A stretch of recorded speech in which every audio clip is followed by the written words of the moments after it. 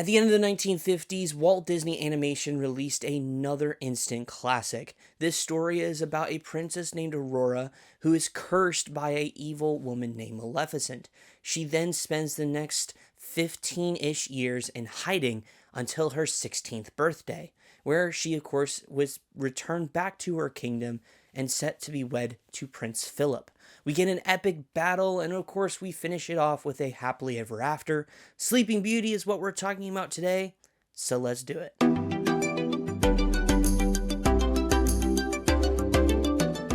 Hey friends, welcome to Disney Pastor. I am your host Tim, and I talk all things Disney, which includes Walt Disney Animation. I'm going to talk about the good, the average, and the bad of this movie. I'll give you my final thoughts, as well as my rating of the film.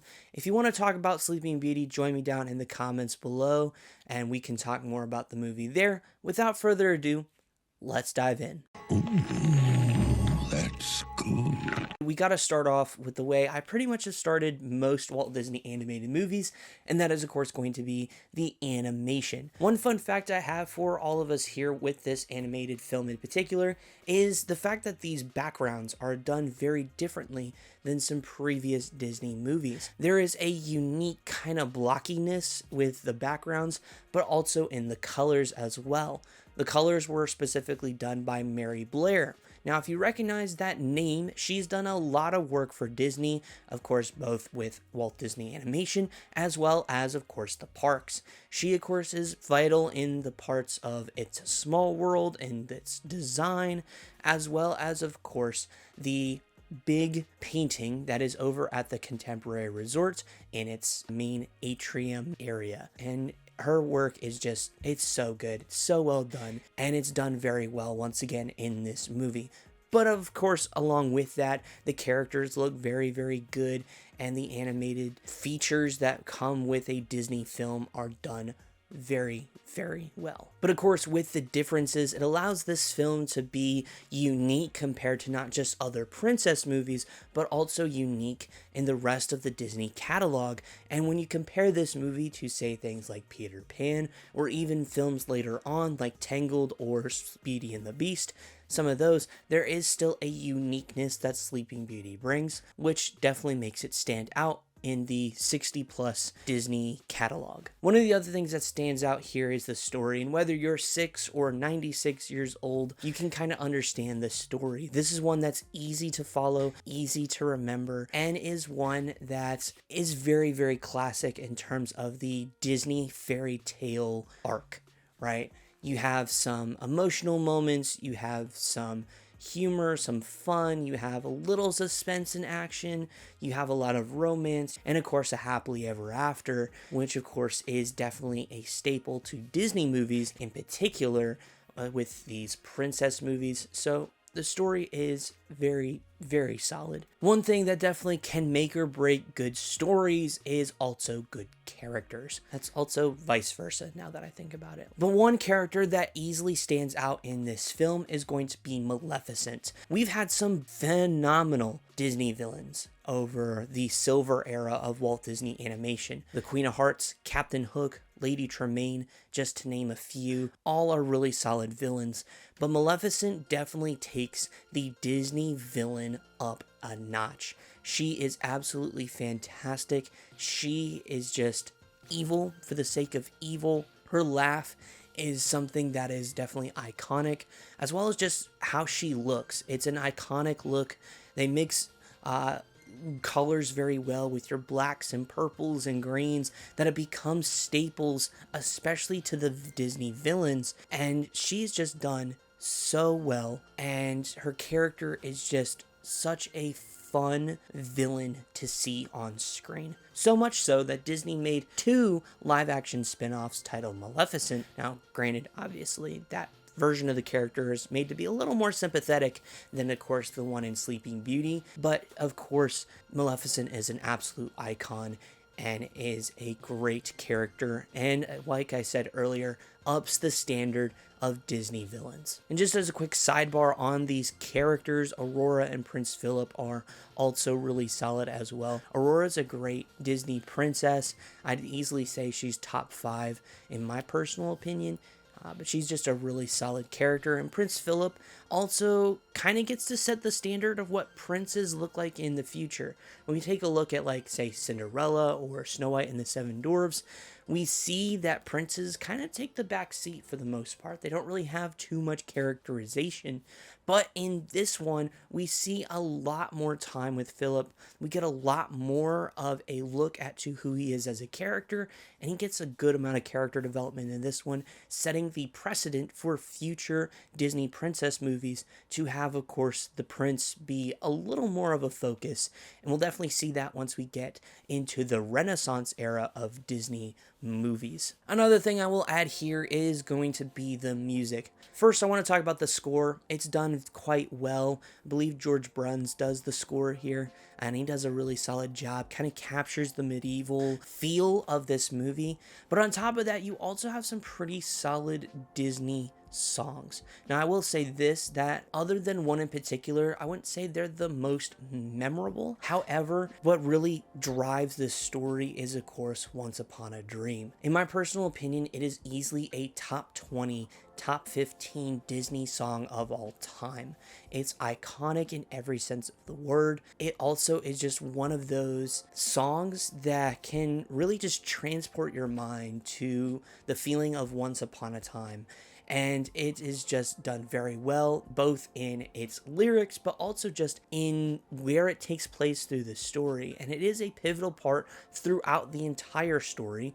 Very similar to kind of like we talked about with Lady and the Tramp with Bella Notte. Very, very similar with both of these ones.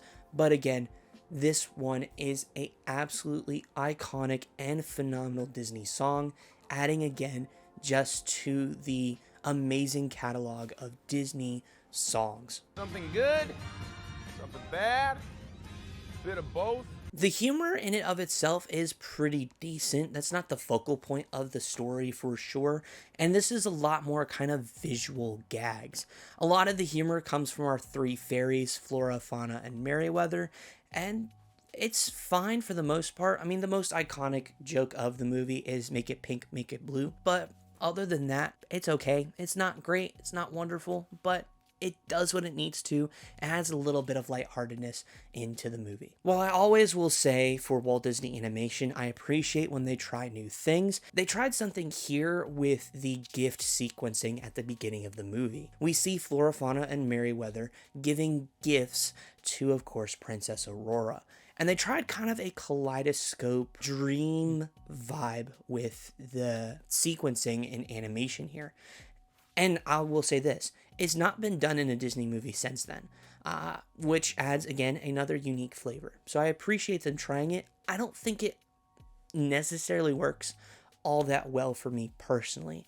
In a sense, when I go back to kind of rewatch this movie, I feel kind of like pulled out for a quick second and then dropped back into the movie and then pulled out for another second and then dropped back into the movie. I understand what they were trying to do with it and I do appreciate it, but it doesn't work as well as I think it could have. Before I dive into the bad of Sleeping Beauty, I do have a question of the day, and that is going to be, what's your favorite character? Or not what's your favorite character, but who is your favorite character from this movie in particular? You got some really solid characters to choose from.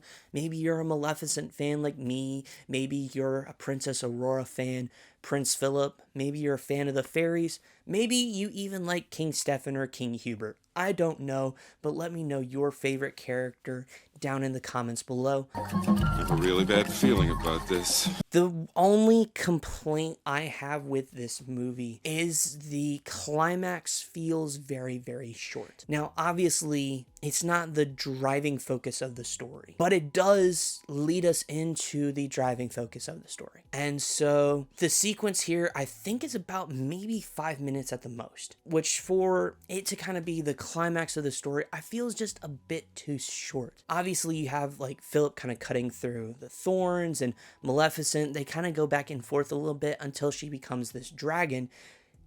And then we only see that moment. I mean, sure, it's an iconic moment, but we see that moment for maybe a minute at the most, right? You get fire and shield gets knocked off, couple swipes of sword and teeth, and then fairies light up the sword.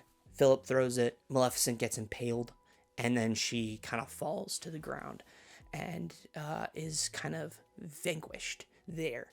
And so it's a neat sequence, but it's a little too short. It's just too short, in my personal opinion. I think if you extended it even by 30 seconds, I think there's a fulfillment that is greater for Philip of, I've done it, I've vanquished Maleficent, true love conquers all, however you want to do it. I think it just adds a little more tension and it makes the reward of Philip conquering Maleficent, I think, just that much greater. And so our journey comes to an end. Overall, this is a very enjoyable movie, one that is definitely a unique story, especially when you look at it like visually. It's unique compared to the rest of Walt Disney animation. It brings us one of the most iconic Disney villains in Maleficent. It brings us a great Disney song in Once Upon a Dream, some fun characters, a really solid story, and another happily ever after. There's a lot to like about this story, and while there are a few things here that don't necessarily work for me, like the gifting sequence or, of course, the kind of climax of the story just being a little too short, this is an enjoyable movie, another solid outing from Walt Disney Animation, and that is why I give it an 8.2 out of 10 with a fun factor of a B+. This is enjoyable. It's a fun film. If you've not seen it in a little bit, I highly suggest you go ahead and watch it. It's on Disney Plus, available for you there. Anyways, with that being said, I hope you all enjoyed this video. If you did, please give it a big thumbs up. I greatly appreciate it. Helps me know what you like, what you don't like. And join me down in the comments below as we talk all things Sleeping Beauty. You can answer the question of the day, or we can just talk about the film. Thank you so much for taking time out of your day to spend time with me. I truly appreciate it. And if you're new around here, I want to say a very special welcome to you. Be sure to subscribe down below and hit the bell to be notified for more videos just like this one. I'll see you all in the next video. Hope you guys have a wonderful day. Goodbye.